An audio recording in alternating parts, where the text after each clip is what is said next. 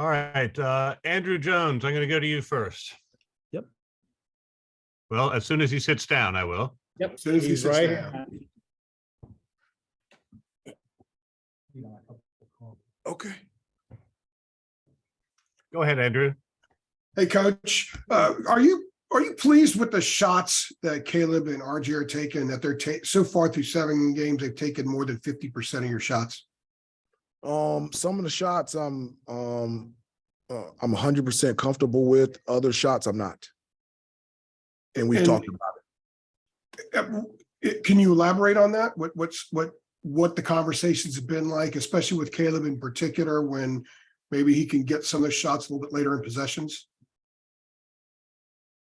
Well, just getting the shot, not only that one person wants, getting a shot that everybody agrees upon, everybody wants, and just understanding the difference between a good shot and a bad shot. And that's a discussion not only have I had with RJ and Caleb, but I've had with the entire team. I count bad shots as turnovers, and just the importance of consistently taking high percentage shots that you practice before and after practice, and shots consistently that you shoot in the game. And so I also know that,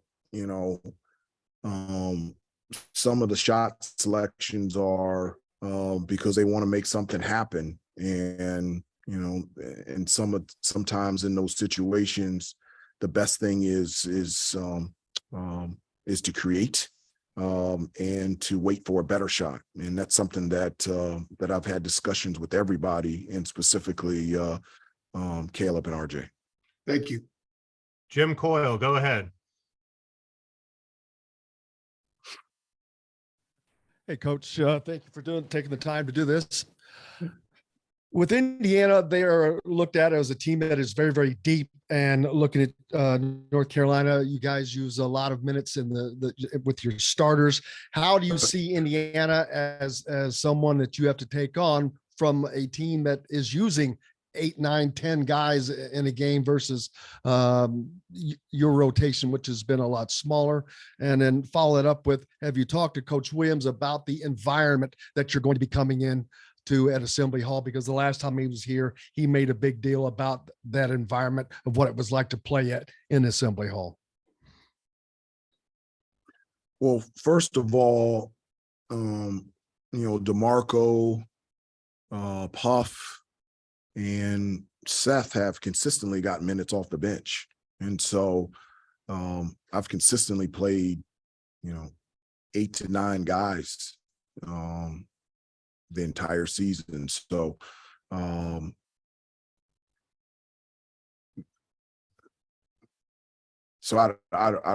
don't understand that question. But in terms of the environment, I played in college, I played in the NBA. A game is a game. And so whether it's at Indiana or at home, this is North Carolina. We went to the Final Four last year. There was 80,000 in the Superdome. So I know they're excited about having an opportunity to compete against a really, really good Indiana team, and looking forward to the challenge. Ross Martin. Hey, Coach, just wanted to get an injury update on Armando or Leaky or any other players that are, hobbled or whatever. If you got anything for us, that'd be great. Yeah, I mean, everybody practiced today. We didn't go long, but everyone practiced today. So you expect Armando to play tomorrow? As of right now, yes. Okay, great. Thank you. CL Brown. He practiced today. Sorry about that, Coach. CL Brown, go ahead. Hi, Hubert. I was just curious if if you and Mike Woodson, if your basketball paths had crossed. I know obviously he had finished playing by the time you got to the NBA, but with him being a longtime assistant in that league, I was wondering if you guys ever kind of spent any real time together. Yeah, he was. Not a lot of time. He was one of Coach Larry Brown's assistants with the Detroit Pistons. And so I spent a half a year with him. That was the last year that I was in the NBA. midway through the season, I was waived and picked up by the New Jersey Nets. So I can't remember specifically how many games, but it was much like the halfway point. So I spent a half year. Coach Woodson, one of my coaches with the Detroit Pistons. And being that you guys just came from neutral site games in Portland, and now you're going to have 2 road games with this one at Virginia Tech on Sunday. Is there any difference to you in between how you prepare playing a road game as opposed to, what just came out of Portland? Like, is there, because I feel like it's going to be a more intense environment, in Bloomington and in Blacksburg than necessarily how it was in Portland. And I was just wondering if there are any kind of nuances to that, preparing for that. Well, I do agree with you, CL. Like, the atmosphere will be different at Indiana compared to the atmosphere in both venues that we played at in Portland. But, as a player and as a coach, that's just not really anything that you're ever really concerned about. I don't remember, CL, for me as a player, the crowd ever having any effect on my play. As a coach, I've never felt like a crowd had an effect in terms of my ability to coach. And so our guys have played in big time atmospheres, and it will be one tomorrow night, but our guys have been there before. Most of our guys, as I said in another earlier question, they played in front of, 80,000 last year in the championship game in the Final Four. We've played at Duke, and we've played at a number of places. So I don't think the crowd would, I'm just going on my own personal experience, has anything to do on how we play or, and how we prepare. Riley Davis, go ahead. Hey, Coach, I know guys like Armando and Leaky, they've often spoke about how last year, coming off of the Wake Forest and Miami loss, and your attitude of positivity, getting them through that, letting them know it's just 2 bad games, was sort of a turning point in the season. And just kind of coming off the 2 losses in Portland, what's your message been to them going into this game? My message to them has been real, has been truth. I don't look at it. I've said this before, like, I'm not a really big comparison type of, person. I don't compare this year to last year, or this person to this person, or lost to last year's loss. The games against Iowa State and against Alabama, the energy and the effort. I thought our guys played really hard, and in both games, multiple chances to win. And we didn't make the play on either end to be able to finish the game out. And those are things that we talked about. But we're a good basketball team, and we played really well out there. We just didn't finish it out. And so there is, obviously you're disappointed in losing those 2 games, but there's a lot to be positive about. Against Iowa State, we're up by 7 with 3 minutes to go. Against Alabama, we had a number of chances to win the game with the ball in our hand, and it just didn't work out. And so we just have to continue to tighten the screws on the discipline and the details on both ends of the floor, and put ourselves, and all you want is to be able to put yourself in a position to be successful. We were in those last 2 games. We just didn't win them. Adam Smith, go ahead. Hey, Hubert. Just wanted to ask you, with you guys being away from Chapel Hill for so long, out in Portland and now in Bloomington, like, have you tried to do anything different, like away from practice, away from the arena, that you wouldn't normally do on a road trip, just with your guys? And, just, I don't know, to break up the monotony, or just like, have you approached it any differently? Well, I would love to do that. There just isn't any time to do that. I mean, we out to Portland, and the next day we had split practices at 2 venues starting at 9 o'clock in the morning. And then we had the banquet out in Portland later that day. We got to tour the Nike facility or campus. And then the next 2 days, we played at 10 o'clock in the morning on Thursday, on Thanksgiving Day. And then we played the next day. And then we had a day off, and then we went into 4 overtimes on Sunday, and then we flew here yesterday. I think the thing that we're trying to do is trying to make sure we're in the right time zone. And so there really hasn't been a lot of time to do anything other than prepare to play for the games, and also for our guys to stay caught up academically. This time away, we're missing a week and a half, 2 weeks of school. And so our guys have been keeping up academically as well. So when we're not practicing and we're not playing, they're studying, they're doing projects and papers, and to make sure that from an academic standpoint, they're doing everything that they need. Mike Schumann, go ahead. Yeah. Hey, Coach, I know Xavier Johnson is a guy that you have prepared for in the past when he was at Pitt and also coached against. I'm curious, when you watch him on film now, are there any ways that he looks different to you than how he looked in the past? Well, he's always been really, extremely talented. He's one of the fastest guys I've ever seen with the ball. His ability to push and penetrate, attack the basket with speed and with pace and power is it's going to be difficult for us tomorrow. And he's always been really competitive, which I love.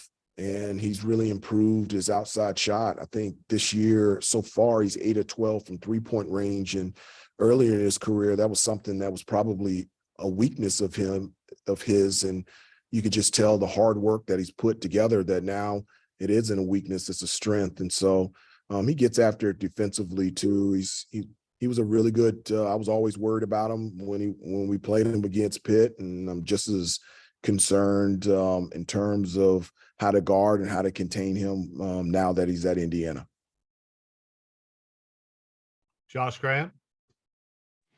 Hey, Coach, I read somewhere, or I'm looking at it right now, that you guys are in the 200s when it comes to assists per game currently. What are some of the problems you've seen in that area, and some of the problems that have led to stagnation or lack of ball movement? Yeah, that's something that, obviously that, Carolina basketball, we pride ourselves on is, good to great. And, in terms of passing the basketball and being able to just distribute and create shots for others.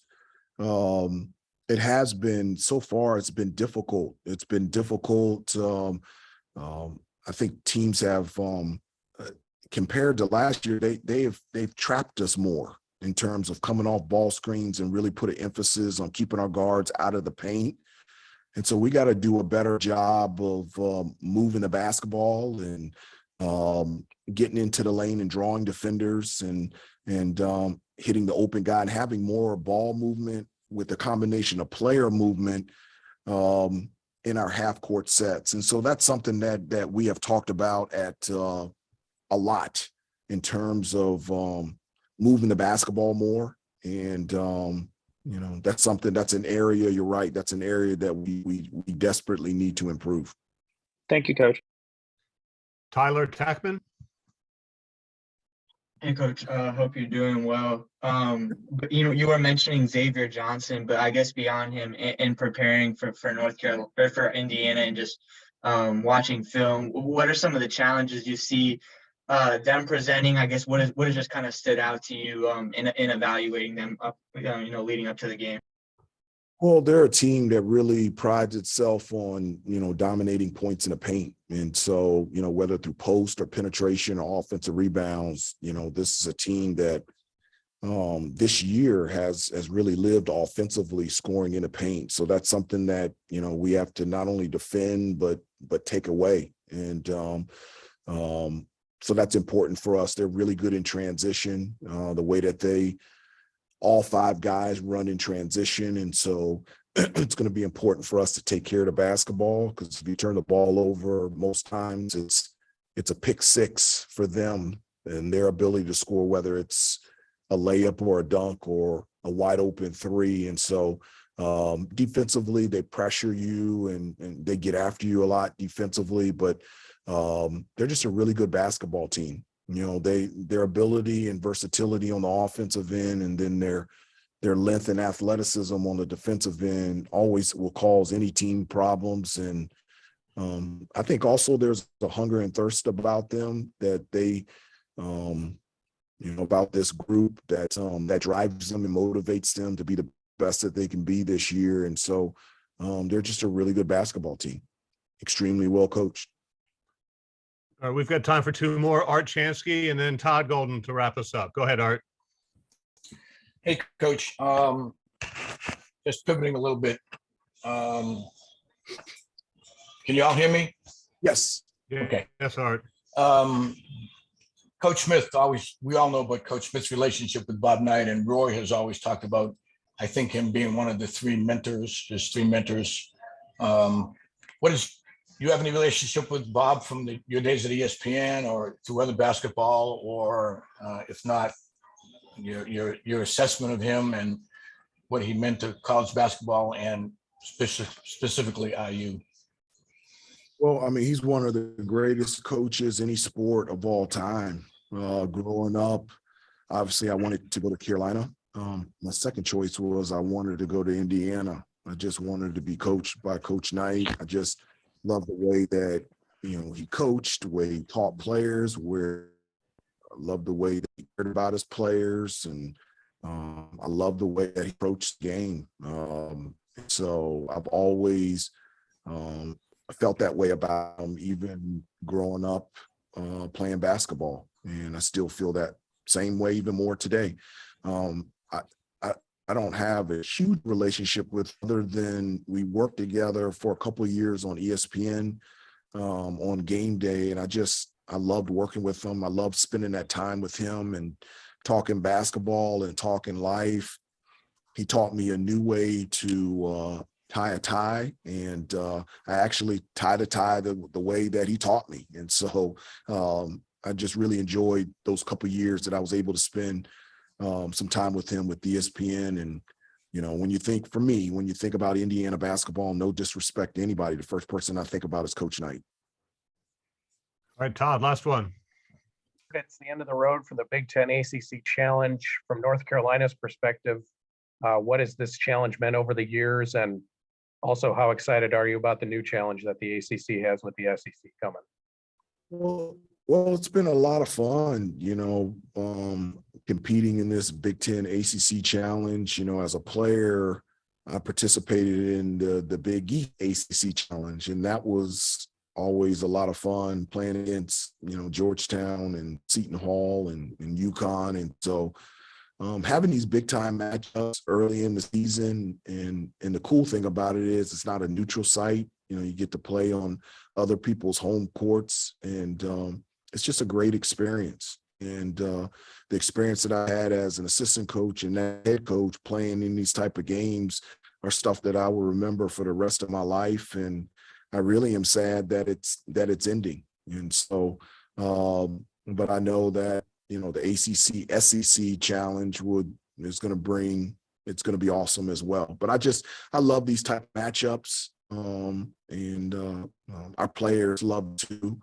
And they're sad that the Big Ten ACC Challenge is stopping, but they're also excited about starting something new with the SEC. Thank you, Thanks, Coach. everybody. Thanks for joining us, everybody. Sure. One note about the ACC Big Ten Challenge that's in the notes. Tomorrow is the 24th time we've played in this, and it's the 20th time we've played a ranked opponent, and the 12th time that opponent has been ranked in the top 10. So just we've obviously always been paired against really good teams, including tomorrow. One other mea culpa on my part. I made kind of a big deal the other day about the 4 overtime game being 46 years to the date. And of course, I had the 4 overtime game against Tulane